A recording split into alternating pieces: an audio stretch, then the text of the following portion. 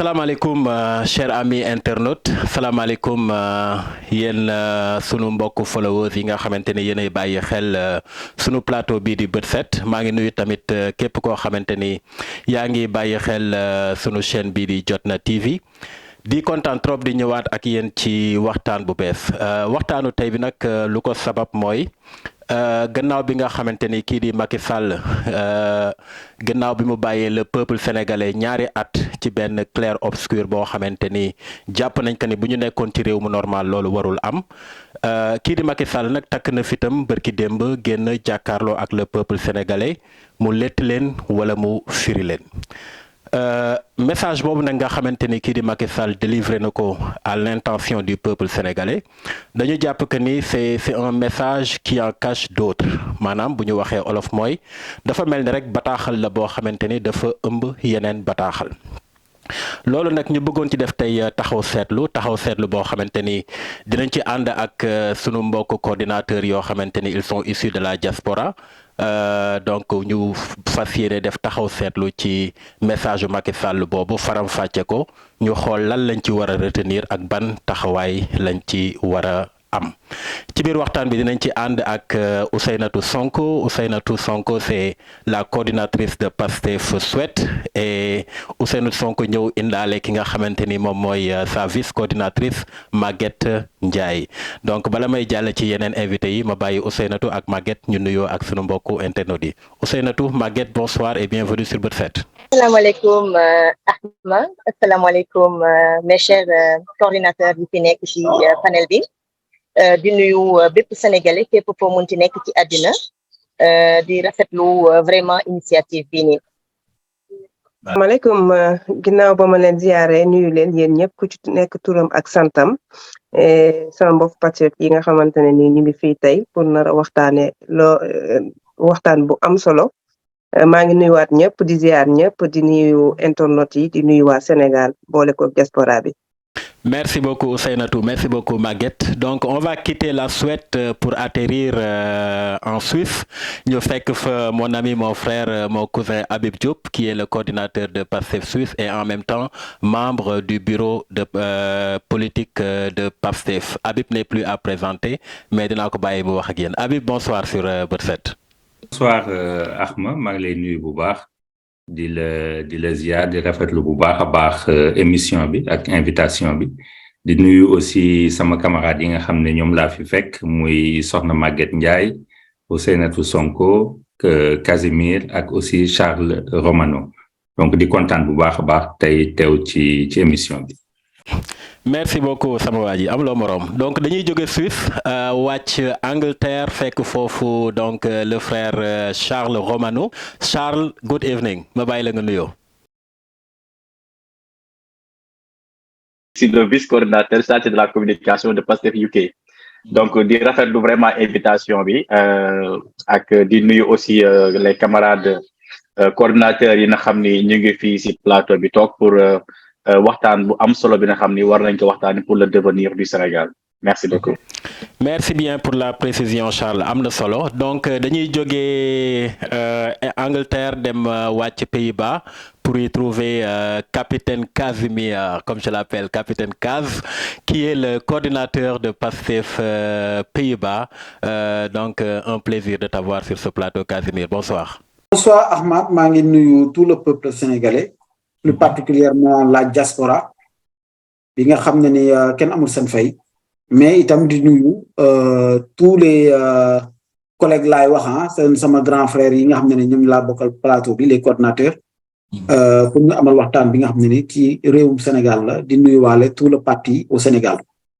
Merci bien Casimir. Donc on va entrer directement dans le vif du sujet pour gagner du temps. Donc comme que dañu nekk sunu ay jigéen ñoom lay tàmbaleel pour donner l'honneur aux dames.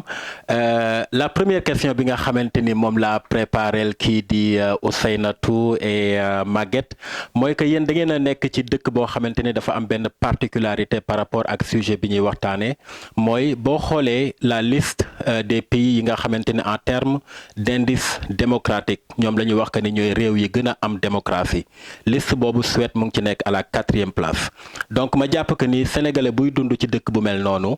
am na loolu benn njeexital bu muy def ci yow am na gis-gis booy am ci lan mooy démocratie ak dëkk bu am démocratie naka lay doxee donc question bi dama leen koy séddale yéen ñaar donc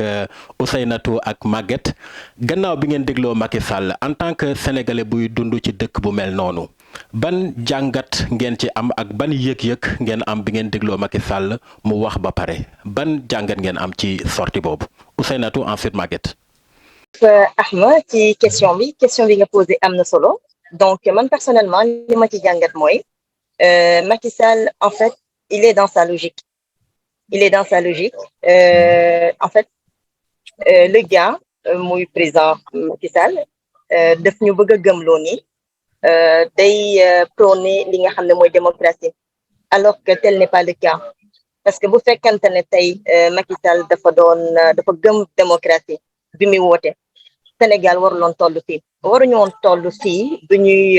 gis ay nit yu ñu emprisonné bu ñuy gis ay nit yu ñuy xoxatal bu ñuy gis ay nit yoo xam ne respecté wuñu seen ak ak seen yelleef rawatina xale yi nga xam ne ñoom la ñuy téye di leen def bouclier humain duñ fi doon toll donc ma gis ni discours am bi dafa am lu ci laxasu te ñun patriotes yi ñoo war a bañ loolu man personnellement comme tu l'as dit on habite ici en Suède mu nekk dëkk boo xam ne buy jox ak ak yelleefu doomu aadama ak ak yelleef ba ci sax bàyyi may muy malay asamaan ak ñun ay nit donc suñu demee tey ba toog gis suñu président Macky Sall di def yenn ñun def ñuy metti dafa am lu ñuy jaaxal parce que bu fekkente ne dëkk yi ñu nekk fii dañuy jox suñu ak suñu yelleef respecté ñu lu ñu bëgg suba ba ngoon te ñu xam ne lii suñu droit la ñu di ci topp parce que suñu devoir yi tamit xam nañ ko mais buñ ko comparaître par rapport au Sénégal dañu gis nettement qu'il y a pas de démocratie donc suñu gisee tey le président Macky Sall génn def discours bi dañuy gis ni am na loo xam ne moo tax ba mu dellu gannaaw ñun nag man personnellement damay wax ni les Sénégalais dañ leen war a remercier Sénégalais fu mu mënti nekk ci àddina parce que bañum nooteel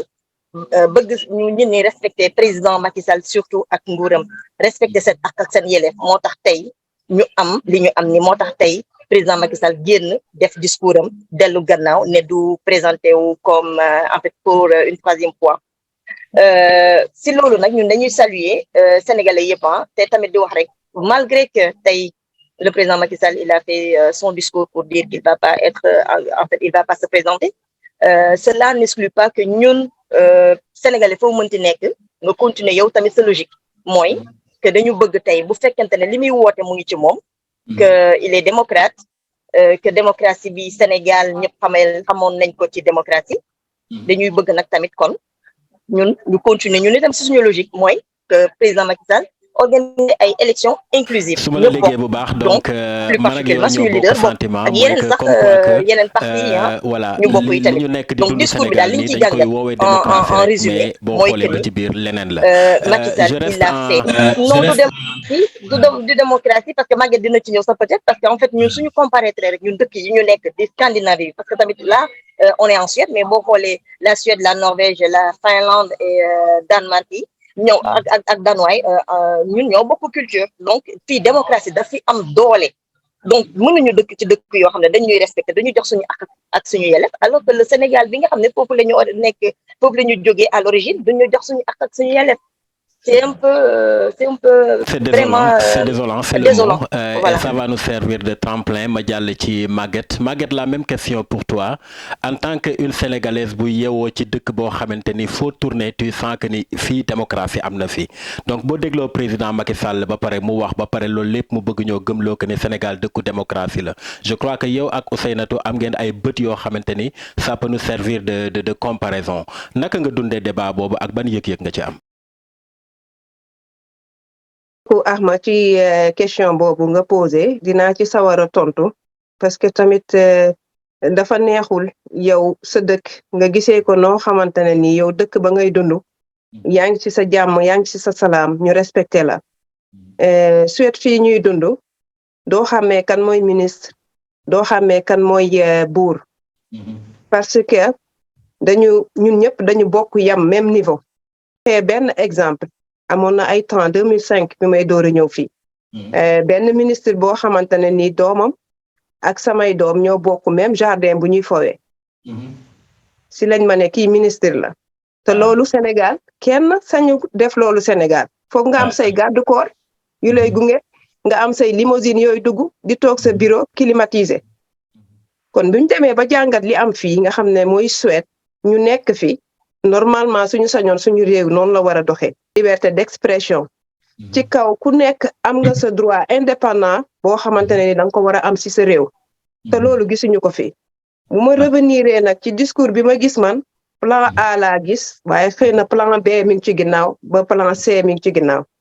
parce que li nga xamante ne ki nga xam ne mooy teg discours am ak violence jóge te ñu xam violence bi fan la jógee loolu dafa neexul dégg ci xol ku ko gis victoire man gisuma ko victoire man li ma gis victoire mooy ñun ñu takkuwaat taxaw gën a wéyal ñoŋal suñu démocratie parce que démocratie. merci bien Maguette fi nga daanele neex na ma trop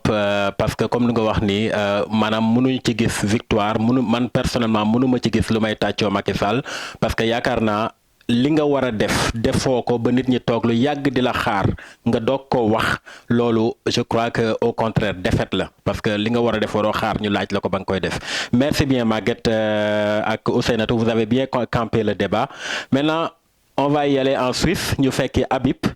Habib j'ai une question pour toi bi nga xamante ni man personnellement dama jàpp que ni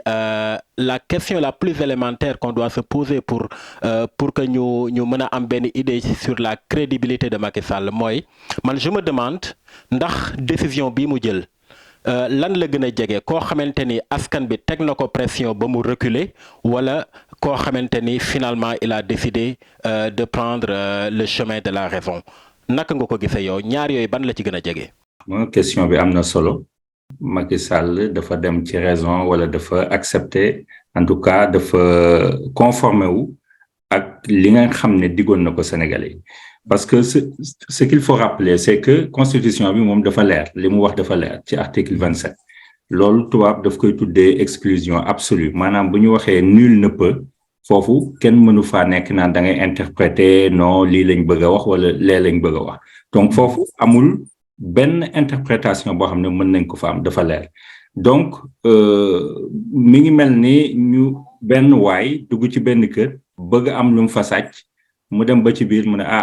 waa sàcc moom dañ koy tere kon naa bàyyi sàcc naa reculer ñëpp di ko féliciter en tout cas probant par rapport à ce qui se passe au niveau du Sénégal def mooy dafa appliquer benn point ci constitution bi dinaa ñëw lu tax ma naan benn point boobu mooy benn ñaareel bi aussi bu ñu fàtte ne Macky Sall en tant que président de la République c'est le gardien de la constitution Macky Sall bu ñu fàtte ne bi ñu ko élire dafa prêter serment lu mu wax mooy dinaa topp constitution et toutes les lois y afférentes comme ni ñu ko waxee dinaa ko topp ba pare dinaa fexe ba ñu koy appliquer fépp ci réew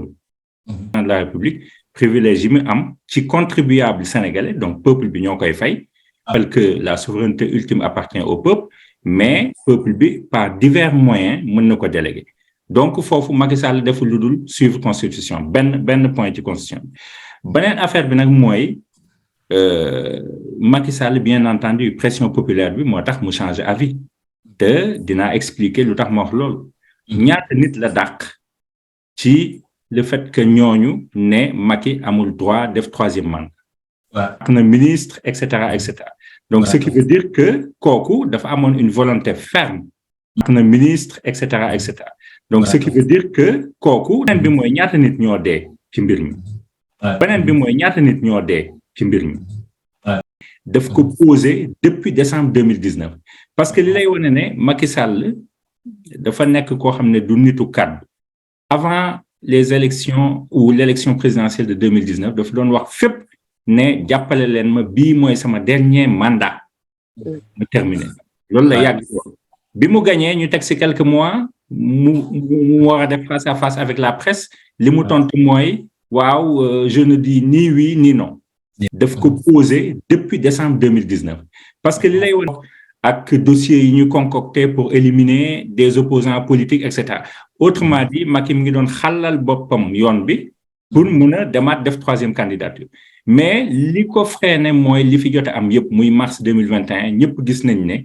bu médiation amul woon nguuru Macky Sall day daan te foofu Sonko dafa wane ne ça c'est un démocrate c'est un républicain parce que moo ne xale yi nañu bàyyi te nañ ko gunge ba mu terminer son mandat bu ko defee ñu mën a en tout cas am beneen alternative d'accord donc loolu yëpp ak deuxième vague bi nga xam ne dafa am aussi en 2 jours nga xam ne vraiment l'État était à terre ça il faut le dire loolu aussi daf ñuy yóbbu ci li tubaab di wax équilibre des forces donc dañu le fameux équilibre des forces léegi fa lañ toll moo tax même calme précaire bii ngeen di gis loolu lay wundu mooy d'une part il y a la résistance populaire wane nañ seen doole wane nañ seen intensité wane nañ seen force et de l'autre côté on a en tout cas la force coercitive de l'État j'allais même dire l'État qui a le monopole de la violence légitime mais ci État au Sénégal daf ko poser depuis décembre 2019 parce que li lay wane ne Macky Sall dafa nekk koo xam ne du nitu kàddu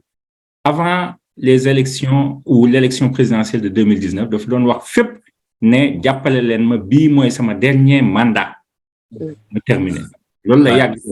bi mu gagné ñu teg ci quelques mois mu war a def face à face avec la presse li mu tontu mooy waaw je ne dis ni oui ni non Sénégal nga xam ne c'est plus un état de droit c'est un régime dictatorial donc là on a un état qui a le monopole de la force illégitime pourquoi parce que état la boo xam ne dafay opprimer day jël doole bi nga xam ne peuple bi moo ko jox di ko delloo peuple bi di ko mettitale guddeeg bëccëg kon nag loolu en tout cas oppression la mais peuple bi wane na ko ne day taxaw temm pour démocratie sax day taxaw temm pour Ousmane Sonko nekk candidat pour l'élection présidentielle de 2024 donc looloo tax mu reculer mais il y a le discours également de Sonko daf ko posé depuis décembre 2019 parce que li lay wane ne Macky Sall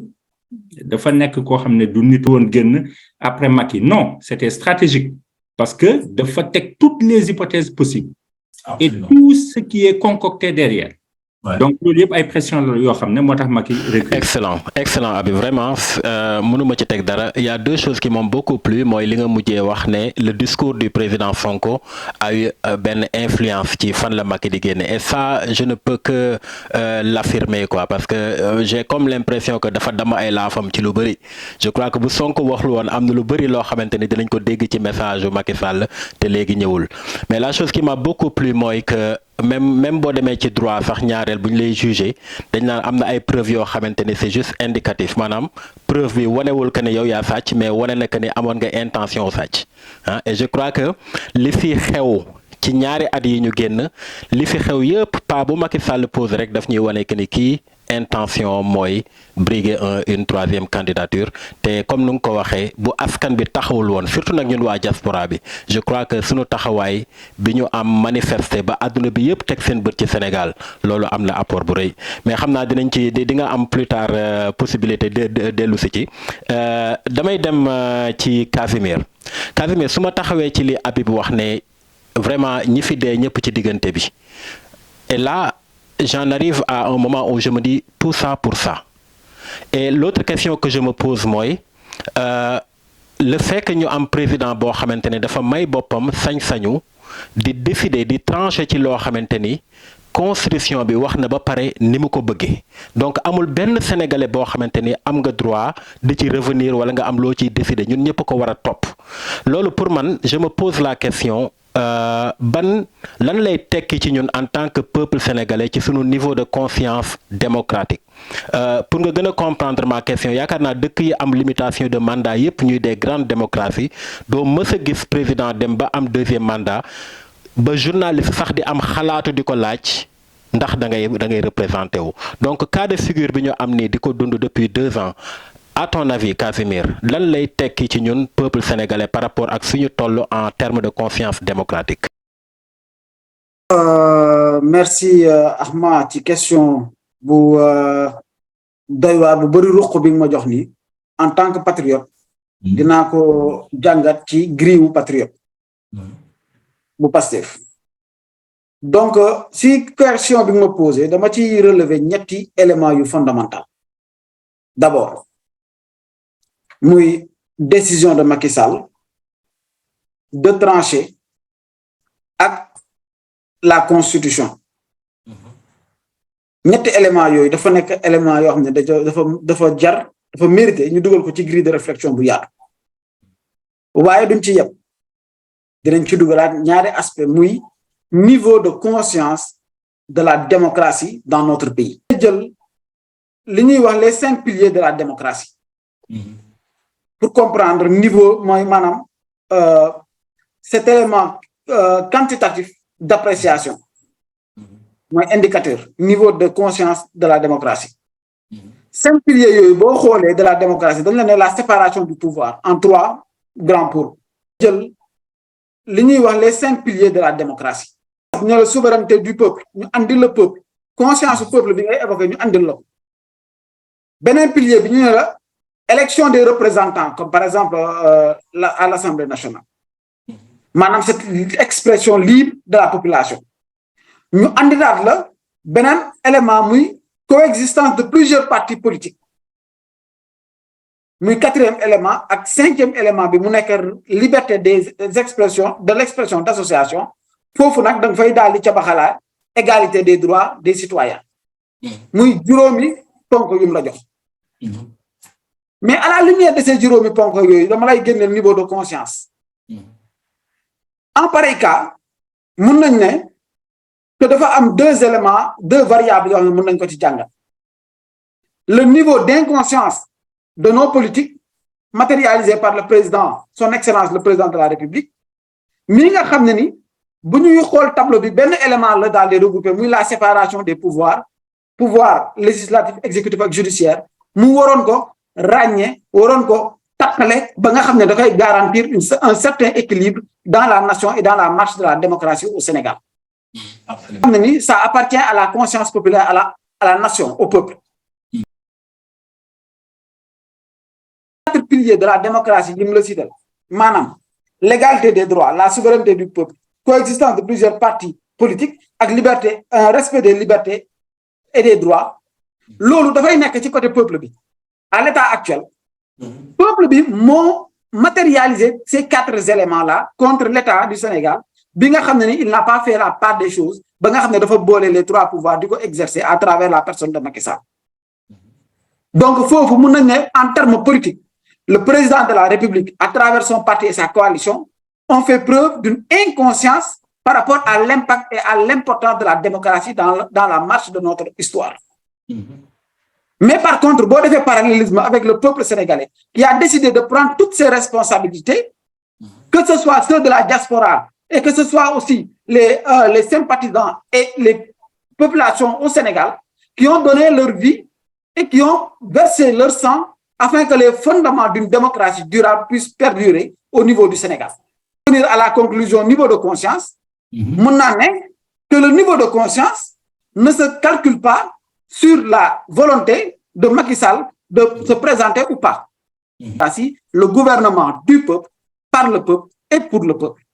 Je n'entrerai pas dans les considérations philosophiques, sinon je serais tenté d'évoquer Jean Rousseau dans le contrat social, mais je m'en limiterai à ça. C'est juste excellent, Casimir, c'est juste excellent. Xam nga j'aime bien ni nga ko développer parce que man personnellement boo gisee bokk na ci xalaat yi tax ma démarrer bët set mooy que dama gis que ne am na lépp loo gis rek sur le plan politique ki nga xamante ni mooy sénégalais bi nekk Sénégal ak sénégalais bi nekk à l'étranger perspective bi ñu koy xoolee dafay uute. Et ce qui m'a beaucoup plu ci ce développement il faut que nit ki xuus ci bu baax pour comprendre l'importance de ce que tu veux dire mooy que parmi ces 4 piliers yi nga xamante ni ñoom ñooy définir la démocratie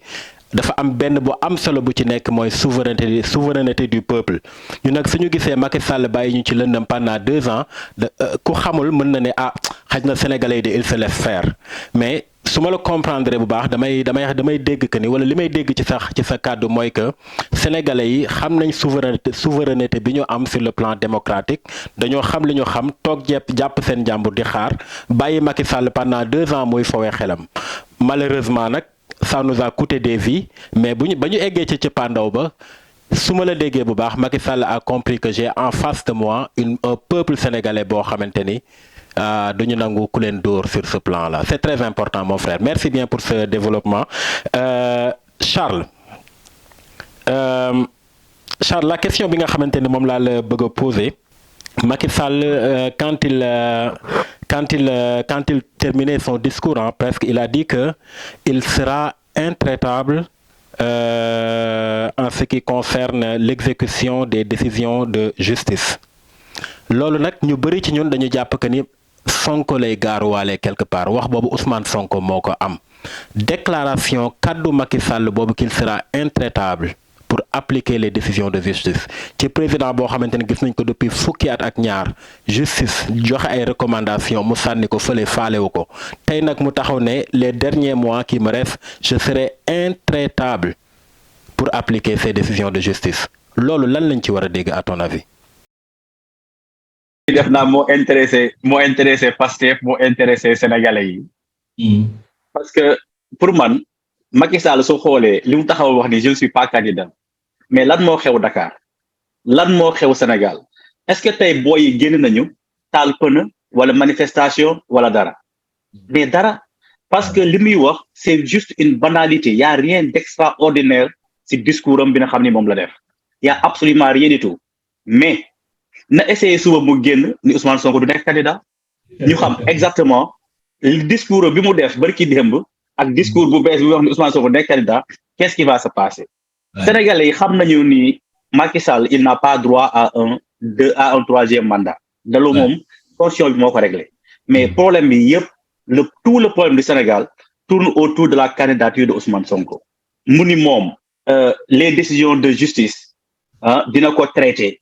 ni mu ko war traité dina défendre l'État dina défendre la patrie dina défendre lu ko neex mu wax mais il y a combien de décisions de justice yi nga xam ni Macky Sall moo ko violé dossier yi du avancé donc li muy wax nii je pense que Macky Sall dafay gisaane fi mu toll en train de faire du gisaane mais la question pour la candidature de Ousmane Sonko ça ce n'est même pas négociable on ne négocie même pas ça c'est une demande du peuple sénégalais c'est une demande sociale donc décision de justice yi muy wax nii combien de décisions ñoo am Sénégal mais attends tey su waxee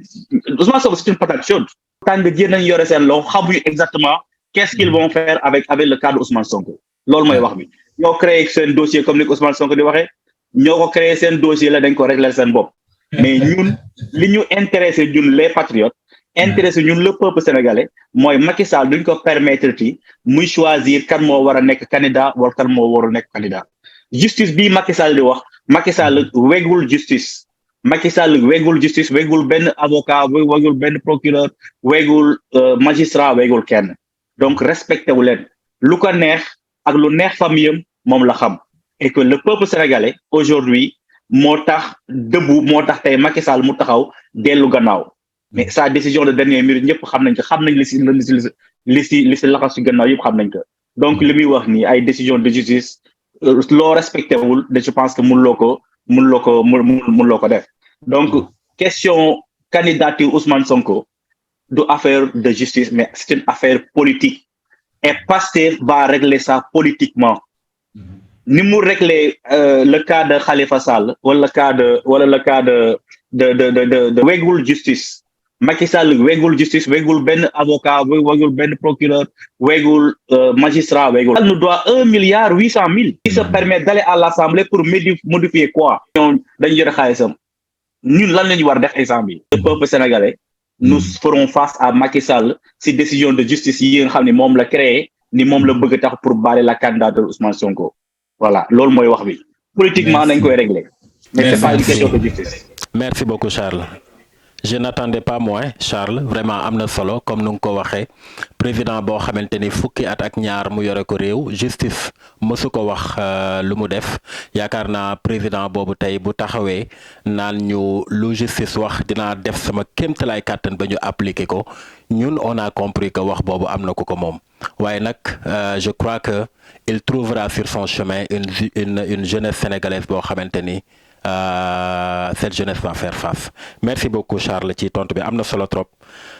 On va faire le saut ñu delluwaat Suède fekk fa Ousseynatou ak Maguette Ousseynatou Maguette man dafa am benn question boo xamante ni daf ma xaw a irrité mooy que quand j'ai écouté Macky Sall j'ai vu un homme qui s'est présenté comme voilà comme un messie de la paix koo xamante ni jàmm Sénégal moo ko yëkkati dafay wax loo xamante ni day dëkk bi day am jàmm donc ci loo xamante ni ñaareel daf ci nax surtout ñi nga xamante ni ñooy suñu kilifa diine yi waaye dafa am benn ñaari mbir yoo xamante ni dama bëggoon ñu taxaw ci benn mooy Macky Sall kooku di wane boppam comme kuy indi jàmm kooku mooy président bi nga xamante ni ci jamonoom ci la ñu tëj lu ëpp juróom benn téeméeri xale yoo xamante ni nekkuñu woon lu dul di wax seen métit ci dëkk bi kooku mooy président bi nga xamante ni ci magistère am ci la ñu rey Mariama Sagna te dara xewul kooku mooy ainsi de suite mën nañ ci lim yu dul jeex François Mancabou ñoom ñëpp mën nañ leen ci lim kooku bu taxawee tey après 12 ans dañu wax waxi jàmm est-ce que war nañu mën a accorder crédibilité ci kàddoom yooyu question bi Ousseynatou ak Maguette yéen a ko moom mais cette fois-ci je commence par Maguette ensuite ñu dem ci Ousseynatou. pour Ahma ci question boobu defe naa ne am na solo ndax sénégalais yëpp la intéressé Sénégal dafa nekk dëkk boo xamante ne nii kenn bëggul kuy xoxatal nit te boo toogee ba nga ne dangaa def sa discours pour indi jàmm pour Sénégal mënaat nekkat ci jàmm te sa discours yëpp man bi ma ko seetloo ci samay jàngat discours violence la discours boo xamante ne la menace bi mi ngi ko defee ci kaw bi nga xamante ne nii du ma poser sama candidature ba pare dinaa xool lépp loo xamante ne nii luy charte la ci réew mi dina mën a xool tamit urgence yoo xam ne mën na koo def pour xool képp koo xam ne def nga dégâts ci dëkk bi mu jéem laa faagaagal encore une fois loolu bu ko waxee rek day mel ne ci beneen camp bi la nekk ba tey rek muy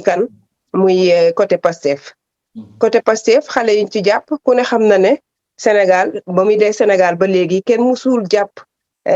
ay détenus politiques yu toll nii rawatina nag ay xale yu ndaw rawatina ay jigéen rawatina ay mag waxatuma laak nag li nga xamante ne nii mooy violence boo xamante ne nii rey nañ fi ay nit yoo xamante ne nii amul benn clarification lu tax ñu rey leen pour lan jege nañ Ousmane Sonko pour lan Pastef la ñu bokk parce que boo seetloo ñëpp ñu bëri ñu nekk ci biir prison bi Pastef la ñu nekk nañ waxante dëgg kenn nekku ci beneen camp bi kon nag loolu nekk loo xamante ne nii pour histoire du Sénégal histoire boo xamante ne nii musul am Sénégal histoire boo xamante ne nii kenn du ko fàtte ba pare nga taxaw nga ne sa population man de jàmm laay wut jàmm laay wër responsabilité jël suñuy responsabilité xam ne Macky Sall jëme nañu feneen pare na ci bii mais mi ngi feneen ci ñun. Merci Maguette am na solo Ousseynatou est-ce que gëm nga li Macky Sall wax. En fait le problème est que Macky Sall dans tous ses discours le gars en fait Macky Sall il est tellement en fait ses discours sont tellement clairs obscurs que saa yu waxee nit ñi jëli dañ ko bu yàgg en fait je crois que moom moo xamul ni nit ñi dañ koy comprendre et je crois que Macky Sall il a même créé des profiles nit ñoo xam ne dañuy lire sax xalaat xam li nga bëgg a wax. Donc foofu nga gis ni rek man li muy wax ci jàmm man mënuma ko gëm man personnellement parce que su ma xalaatee jeunes yi nga xam ne ñu ngi leen di tëj mais xalaatee tamit jigéen yi nga xam ne ñu ngi leen di xoxatal ba ci rek ki doon jaay bañ a dugub rek niñ ko def xool li tamit injustice bi am ci jigéen ñi parce que en fait kuy prôner paix dafa war a quand même jiital en fait lépp loo xam ne injustice mu bannir ko mu bañ ko mais yow mënoo ne yow da nga bëgg a jàmm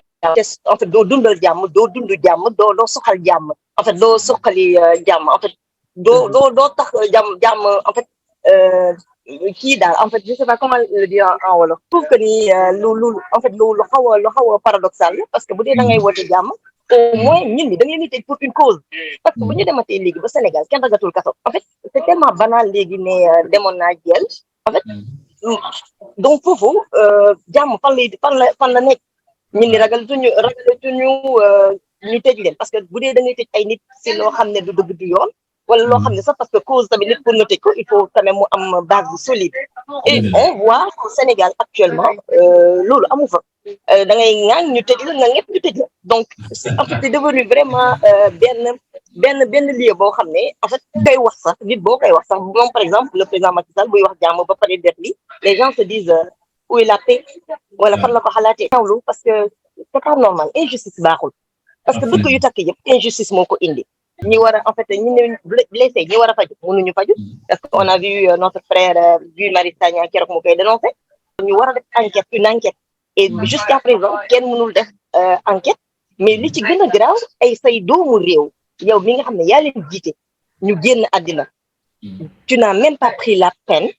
nga masawu déjà ce peuple masawu seeni famille mais en contrepartie mën nga dem masawu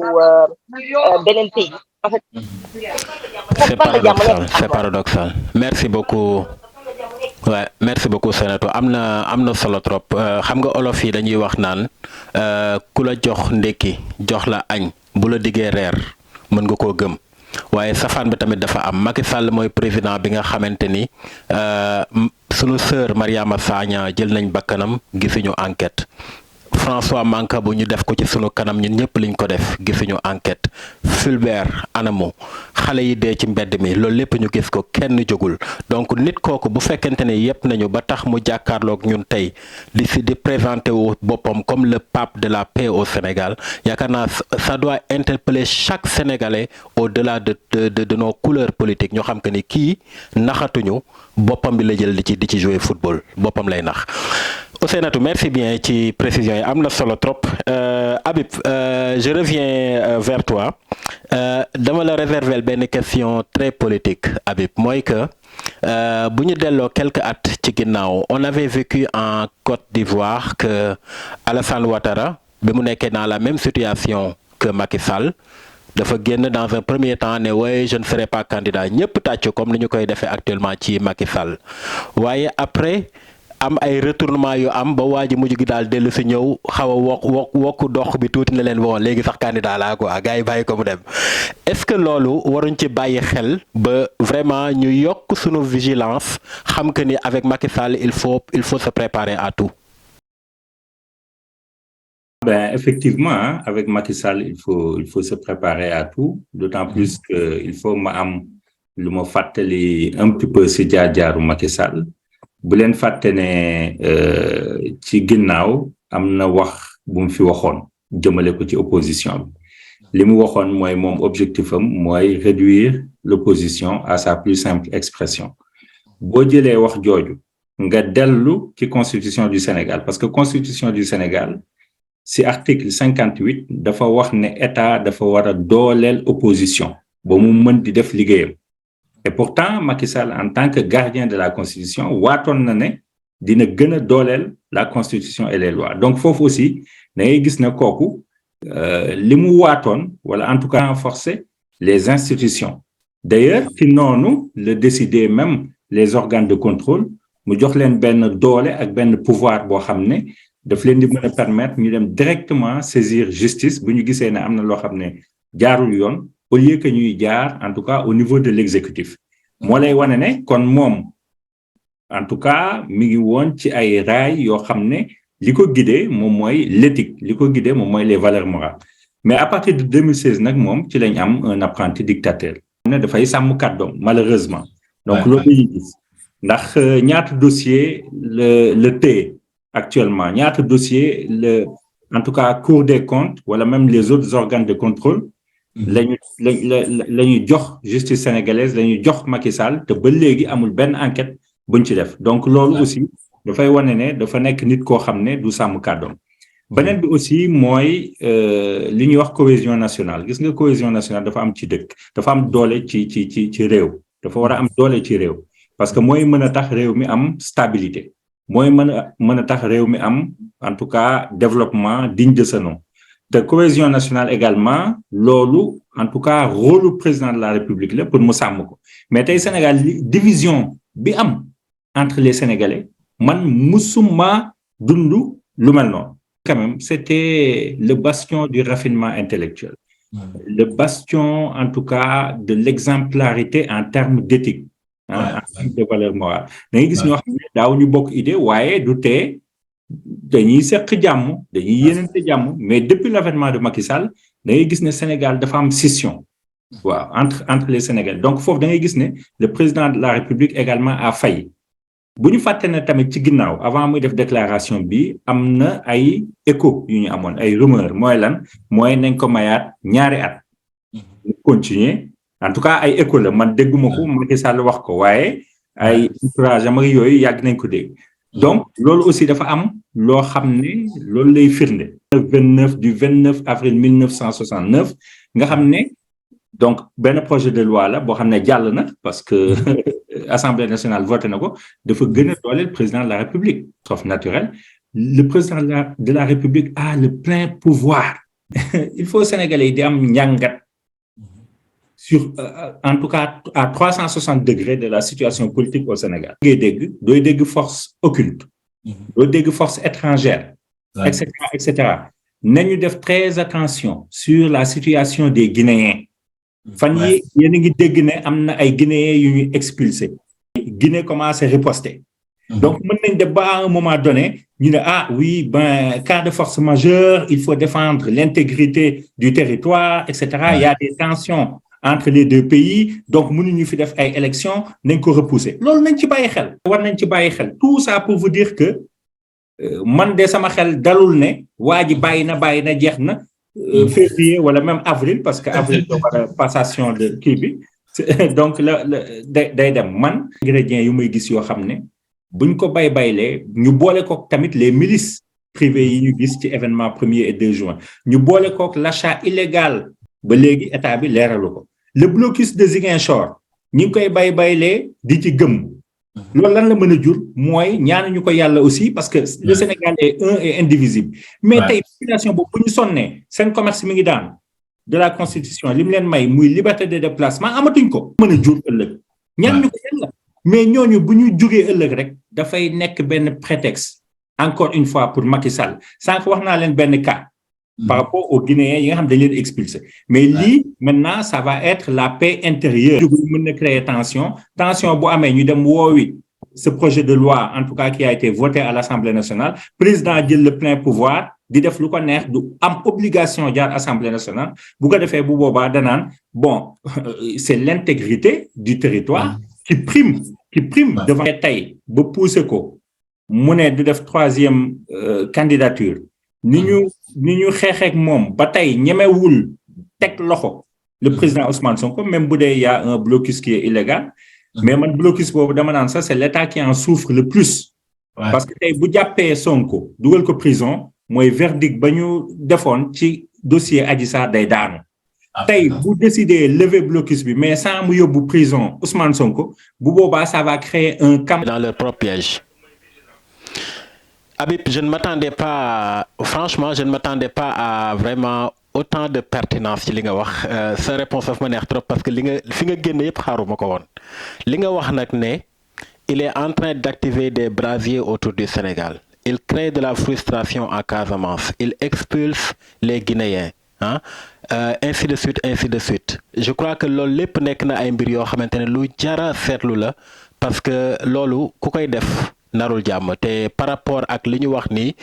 li ñu gisoon Casamance je crois que li ñu gisoon Côte d'Ivoire je veux dire je crois que y a un vrai rapport merci beaucoup pour cette explication am na solo trop je ne m'attendais pas à une pareille bombe c'est vraiment intéressant Casimir on est là capitaine Kazi dafa am benn mbir boo xamante ne bëggoon naa nga leeral ci tuuti sama bopp quoi et question bi nag je crois que yow yaa ko moom parce que dans la diaspora je crois que sunu taxawaay c'était tellement décisif pour benn àdduna bi yëpp teg bët Sénégal xam lu fay xew manifestation yi nga xamante ni bëggoon nañ mu am Sénégal Macky Sall ne du fi amee ñu amal ko fii ci diaspora bi te du ci mën dara te bi ci gënoon am doole nag mooy bi nga xamante ni on l'a fait en Hollande devant la CPI qui était vraiment succès boo xamante ni succès international la patriotes yi bàyyi ko fu nekk ñëw ñu dajaloo foofu mener sunu combat passer des moments de communion lan laa bëgg wax ci loolu mooy que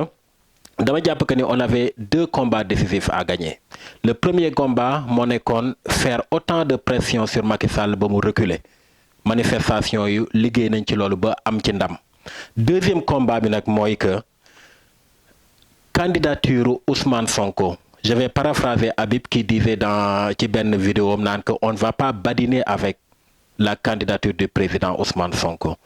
Par rapport à ce deuxième combat, ce deuxième défi qui nous reste à relever,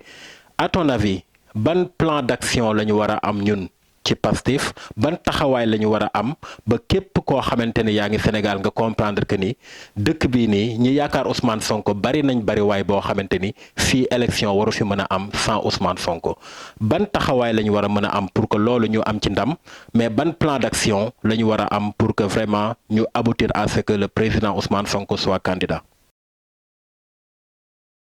discours Macky Sall dama ko jàpp dama ko tuddee dama ko jox benn titre maanaam nii laa ko tuddee une dynamique positive d'apaisement mais d'exclusion à double variable contradictoire phrase boobu nu mu complexé noonu la discours Macky Sall complexé variable yi nag boo ma ci laajoon doon naa ci dugg mais xam naa amul jot kon damay dem fële ci garantie ci plan d'action bi. Voilà, donc par rapport au plan d'action,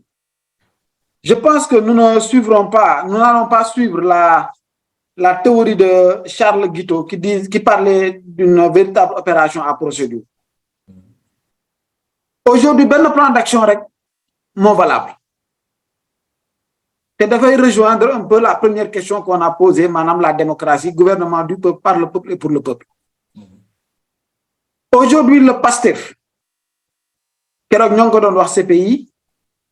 c'est le dernier rempart de la démocratie au Sénégal. C'est ce qui fait du président Ousmane Sonko une bonne nouvelle pour la démocratie et Pastef une bonne nouvelle pour la diplomatie. Loolu nag boo déggee ñu koy wax lan moo tax mooy plan d'action bi ñu am ce n'est pas quelque chose de formel. Plan d'action bi ñu am dafay lalu sur la constitution du Sénégal qui invite les citoyens à se révolter lorsqu'il y a une oppression qui s'exerce dans leur liberté, sur leur liberté de choisir, en général, qui atteint la démocratie. Gis nga dañuy inviter le peuple sénégalais à une responsabilité nationale laay wax. Le président Ousmane Sonko dafa ne man ñëpp bu ñu ma bàyyee damay jàpp ni li ma am moo ëpp ñi des ak man ñoo ëpp parce que man peuple sénégalais laa des. nu mu nekkee le rempart pour la démocratie noonu le peuple sénégalais nekkee le rempart pour la participation du président Ousmane Sonko aux élections de 2024. De l'élément international damay évoquer la déclaration universelle des droits de l'homme de 1789 en son article 2, en son article 3 et en son article 16. Qui garantit aux citoyens une liberté absolue dans la démarche politique. Di inviter aussi les internautes ñu dem gëstu ci article yooyu dinañ gis que ni au-delà de la constitution, de ce droit de résistance qu'a évoqué le président Ousmane Sonko, sur le plan international, nous avons une base juridique. Ba pare nag conscient ci loolu. Je pense que plan d'action bi ñu am aujourd'hui, c'est la confiance que nous avons par rapport au peuple sénégalais qui a envie d'exprimer sa volonté, qui a envie de faire son choix, un choix mature, un choix qui repose sur une volonté individuelle d'abord, mais collective ensuite. Loolu nag bu ñu demee ba peuple toll ci niveau de maturité boobu. Quel que soit le dirigeant qui va essayer de s'imposer pour choisir ceux qui vont participer au niveau de cette ouvert à la négociation, ci kaw ñu teggi paaka bi ñu teg suñu put, libérer tous les otages politiques, organiser, comme l'a dit le président Macky Sall, des élections libres et crédibles. Pastef, c'est un parti de paix, c'est un parti de contribution. C'est un parti d'action, c'est un parti qui a l'amour du peuple sénégalais. te loolu kenn mënu ko ñàkk ci réew mi. Merci beaucoup. Donc plan dañ ko delloo réew mi, dañ ko delloo la volonté. Merci mon frère, am na solo trop vraiment j'aime bien ta manière d'intervenir, am na solo trop waxtaan bi c'est lourd, c'est du lourd et am na substance. Je vais poser une dernière question avant que ñuy def suñu mot de la fin. Charles, en 30 secondes comme ni ma la ko waxee sànq rek nit ki moom boo dëkkeek moom fukki at ak ñaar wax dëgg yàlla loo naïf di nga xam jikkoom. Macky Sall je crois que kenn dootuñu wax mooy kan mooy président bi emporté les records d'emprisonnement de sàcc ay élections lum ñu wax du dëgg. Est-ce que en 30 secondes gëm nga que ni ce Macky Sall là qu'on a vécu en 12 ans dinañu organiser des élections libres et transparentes ñu dem ci ak Ousmane Sonko très rapidement xam naa loolu luy yomb tontu la quoi. ressources yi piyaay sunu alal bi di créer ay milliardaires arrogants injustice gis nga ñaata nit la tëj gis nga Pastef li mu subir ci 12 ans Macky Sall yi xeen da ngay gis même des frères et sœurs yi nga xam ni ñoo bokk benn kër sax xeen mi ngi ci seen biir déjà Sénégalais yëpp ñi beddeeku fli xeet lu nekk ci biir gis nañ ko ak Macky Sall ñi war nañu am confiance ci moom que ni Macky Sall ne s'est pas préparé hein. Il ne s'est pas préparé pour organiser une élection. Il n'a même pas le dauphin, il n'a absolument rien du tout. Comment cette personne-là va organiser des élections? C'est ça le problème. C'est ça la grande question. Mais ñun Pastef am nañu taxawaay temb bi nga xam daf nañ ko. Nous sommes un parti très organisé xam nañu élection nan nañ ciy demee ak nan nañ koy contrôler ak nañ koy surveiller ba résultat final bi. Donc mënuñu jaar. Mais problème mooy est-ce que élection dina am Sénégal? Moi je pense que c'est la grande question qu'on doit se poser. La grande question. C'est la grande question muy question bu am solo je crois que question boobu dañ koy bàyyi ci digg bi je crois que on aura assez d'occasion pour y revenir sama gars yi je ne peux que vous remercier je n'ai pas attendu vraiment un débat si court et puis vraiment si plein de contenu de substance. On va refaire le même tour de table et je donne à chacun l'occasion en 1 minute nga def ce mot de la fin que tu lances ton message à la jeunesse sénégalaise, au peuple sénégalais, mais surtout à nous qui croyons en ce projet, à nous qui croyons en Ousmane Sonko. Je vous donne 1 minute à chacun d'entre vous que vous lanciez un message, un mot de la fin. On commence par sunu jigéen yi comme d'habitude, Ousseynatou, ensuite Maguette. bëggoon naa nag am ci question Habibi bu ko defee rek ñu débattre ci mais la prochaine fois inchallah. Mais en fait mots yi may joxe pour clôturer ce débat. Donc déjà waru moon fekkee débat bi ni mais damay vraiment content fekkee que di wax ni ñun lu ñu war a bañ mooy injustice Macky Sall mu ngi ko teg Sénégalais yi Sénégalais fu mu mënti nekk mu ngi dund injustice ñu di ko bañ ñu di ko xeex nañ ko continuer di ko xeex mais beneen bi mooy Macky Sall il est dans sa logique duma ko tàyyi di wax am na ay plan yi mu teg ñu ni tamit dañu teg suñu plan te ñu surtout ñu focus ci li nga xam ne mooy 2024 on veut des élections transparentes on veut des élections yu inclusives suñu leader Ousmane Sonko dafa war a bokk donc même bu fekkente ne tey comme ni ma ko waxee woon le président Macky Sall dellu na gannaaw ci candidature am ñu ni tamit nañu continuer di dénoncer. Man actuellement je suis là en Estonie dem naa parlement bi tey dénoncer parce qu'en fait il faut pas que ñu changer suñu feuille de route il faut pas que ñu changer ñun lu ñuy def nañu continuer ci loolu di wax sénégalais yëpp nañu ak surtout les militants nañu bañ di dugg ci lu ñuy divertir te ñu concentré wu ci li nga xam ne moo ñuy yóbbu ci kanam. Merci Ousseynatou vraiment di kontaan trop di la am fii parce que ñu ngi gis bu baax li ngeen di def foofu dans la Scandinavie di leen wax que ni yéen a ngi ci yoon bi bravo. Maguette ton dernier mot. Dernier mot di jaajëfal ñëpp ñi nga xam ne teew nañ fii tey ak idée yi nga xamante ne idée yu pertinente la ak discussion yi nga xam ne amal nañ ko fi di la jaajëfal yow it Ahma si sa invité bi ñu invité fii mu jeex incha allah. Kon nag fi mu nekk nii toogaay amatul nelaw amatul comme que dañu bëgg di xeex ci benn mbir bëgg a convaincre li nga xamante ne nii moom mooy Macky Sall ak ay ñooñam bëgg tamit am une détermination buy wane ne ñun ñii kat dinañ atteindre suñu objectif yaakaar naa ne comme ni ko ñëpp waxee rek dañuy vigilant ci lu bëri jéem liggéey boo xamante ne nii tey dinañu mën a dimbali ba Macky Sall dem ci jàmm waaye tamit ñi war a bokk ñi nga xamante ne nii tamit ñooy ñi nekk détenu politique yi ñu jéem a xeex tamit ci loolu ba ñu bàyyi leen xeex tamit ba ñu bàyyi ki nga xamante ne nii mooy suñu leader fiñ ko barricade ñu fexe ñu génne ko defe naa ne loolu mooy li nga xamante ne nii moom la ñu war a gën a mën a focus fexe aussi di sensibiliser tout le temps xamal gars yi ne leen instant bii ñu toll salfaañe nañu suñu démocratie ba fii nañu fexe xeex loo xamante ne nii suñu démocratie dinañ ko amaat dans nos mains fexe aussi ba élection yi di ñëw incha allah ñu jéem koo gagné bu fekkee élection dina am. bu dee dina am xam naa loolu Maguette il faut que ñu defaat beneen plateau pour waxtaan ci loolu quoi parce que mel na que ni yéen ñëpp yéen a ngi koy junj quoi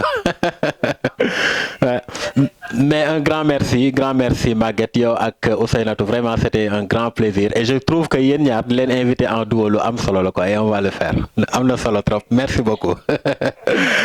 voilà jërëjëf Habib sama waa ji donc je te laisse passer ton mot de la fin. remercier bu baax a baax ci initiative bi yow aussi très souvent dañ lay fàtte mais yaa ngi liggéey bu am solo en tout cas c'est vrai que da ngay nekk à l'arrière-plan de la scène comme on dit aussi mooy sant ñi nga xam ne ñoom nga invité tey muy sama naataango yi nekk ci yeneen coordination yi sama dernier mot nag moom dama koy jëmale ci peuple sénégalais parce que je pense que le peuple sénégalais deseelatul dara Pastef les patriotes c'est vrai que Pastef dafa réussir li ñuy wax conscientisation des masses parce que loolu c'est la mission première d'un parti politique parce que boo conscientiser les masses ba pare bépp enjeu bu am dañ koy xam dañ koy maîtriser moo tax tey Sonko bu ñu demee di ko nësaxal wala ñuy nësaxal la démocratie peuple bi moo koy jëlal boppam en charge peuple bi en tout cas il s'approprie de tous ces combats-là donc loolu aussi benn acquis la boo xam ne Pastef réussir na ko donc li may wax daal mooy na ñëpp vigilant par rapport aux prochains mois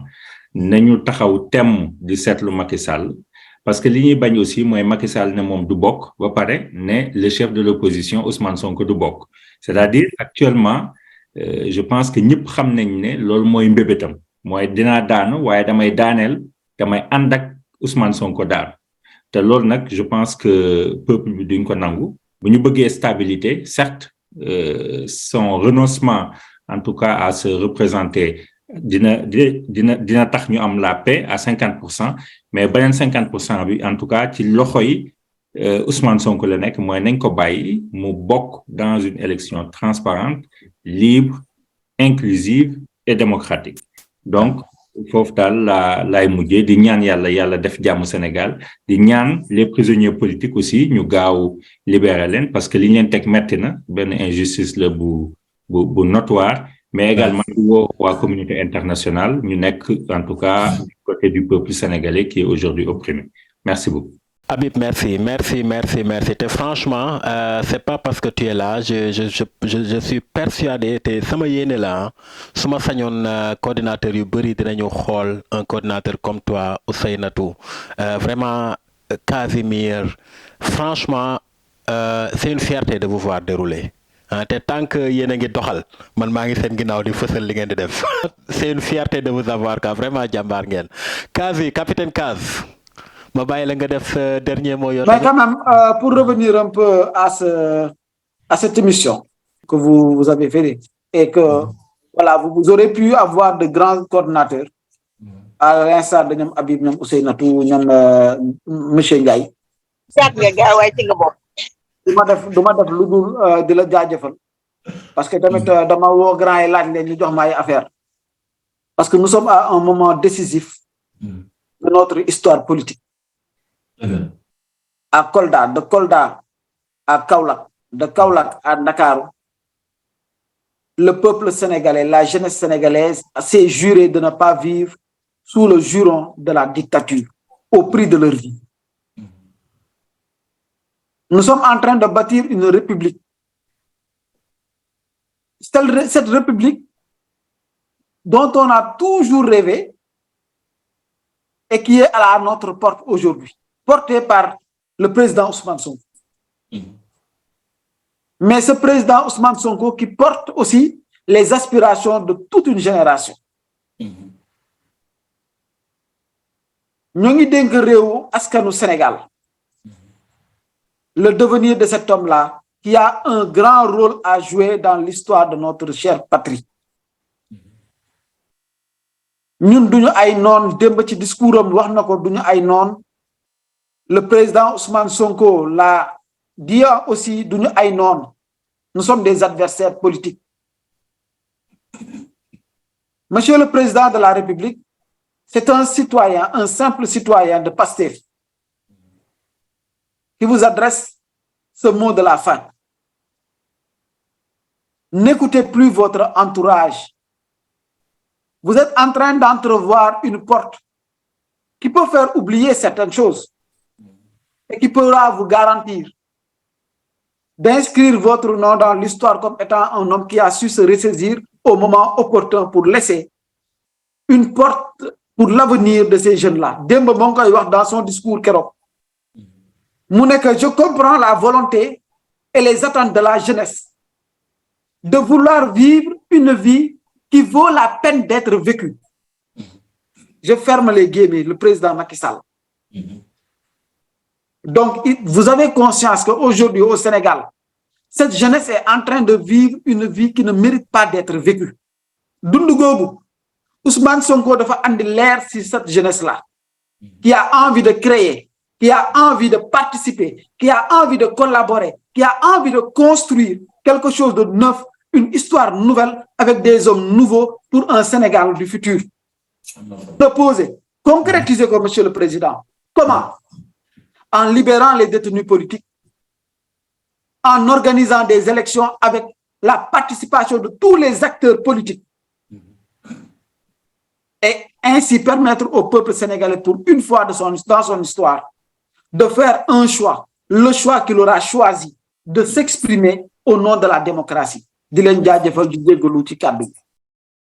Merci beaucoup, merci Casimir, vraiment respect, vraiment j'ai beaucoup de respect pour yéen ñëpp kàddu yi am na solo trop. Charles, donc last but not least, comme on dit en anglais, le dernier mot te revient, donc ma bàyyi la nga def ton dernier mot. Am initiative bi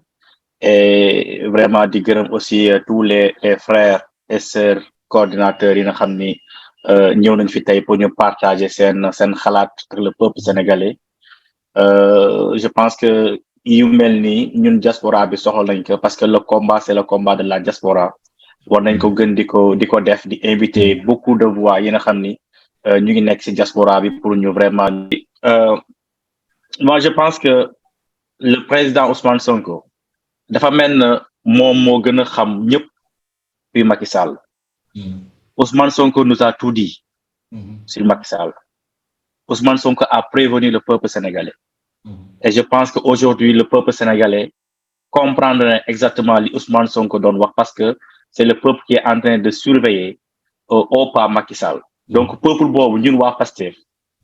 ñi nga xam ni dañoo jël parti Pastef ñu moom ko seen bopp ñun amuñu seen fay te di leen encourager di leen woo encore une fois de plus que ni le combat n'est pas gagné. La déclaration de non-candidature de Macky Sall, ce n'est absolument rien, c'est juste une banalité. Li ko intéresse mooy mu arrêter Ousmane Sonko pour bañ nekk le candidat du peuple. Comme du lait sur le feu pour que Macky Sall bañ ñu surprendre. Donc loolu vraiment lay tëjee di la gërëm di gërëm ñëpp di gërëm waa diaspora bi di gërëm waa coordination yi nga xam ni vraiment ñëpp diaspora bi waa le peuple sénégalais donc ñëpp di leen gërëm di leen sant. Charles Romano depuis l'Angleterre, vraiment grand merci ñëpp lay sant nag mais dama lay delloo remerciement parce que initiative bi boo xoolee dafa am ñaari aspect benn aspect bi yaakaar naa li tax ñu toog fii tey le propulseur c'était Casimir démb ci heure bi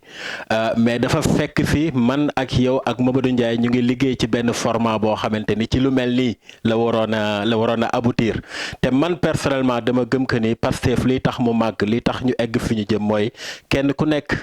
surtout ñun waa diaspora bi na nga indi sa expertise ki mën a wax na ñëw wax ki mën ci technique na indi technique ki mën politique na indi politique parce que su boobaa ñu ngi wan sénégalais yi nekk pour nga tabax réew il faut que doomu réew mi yépp kenn ku nekk ci li nga gën a mën nga exceller ci et tu mets ça à la disposition de la chose loolu moo tax ñuy def lii dans la diaspora et je pense que moi je suis persuadé aussi que boo gisee Macky Sall tey reculer c'est parce que xam nga Malcolm X daf doon wax naan li tax moom mu devenir un leader mooy que bu musaan am lu ko naqari day yuuxu ba ñëpp jot ci et je crois que loolu la ñu def tey ci diaspora bi on a élevé la voix on a été la voix des sans voix on a été la voix des Sénégalais ba tax na àdduna bi yëpp ubbi seen bët ne waa mais attends regardons Sénégal lan moo fa xew léegi nag comme que Sénégal dañ leen a muselé ba mënuñoo wax ñun dans la diaspora il faut qu'on continue ñuy wax di def ay plateau yu mel nii je vais continuer à inviter d'autres coordinateurs ñuy teg ay sujets j'en profite pour inviter coordinateurs yi may dégg yëpp ku seetaan vidéo bi soo amee loo xamante ni war nañ ci waxtaan tu peux m'approcher ñu jéem a seet naka la ñuy tegee ay plateau yu dem nii parce que comme que tëj nañu suñu làmmiñ Sénégal fii nga xamante ni Macky Sall mënul tëj suñu làmmiñ fii la ñu war a toog di wax ba ñëpp dégg ñu je vous remercie les gars et je remercie aussi vraiment les amis internautes les amis les patriotes ñi nga xamante ni vous avez regardé cette vidéo et je vous donne rendez-vous très bien pour une nouvelle vidéo boo xamante ni comme toujours c'est pour soutenir Pastef merci et bonsoir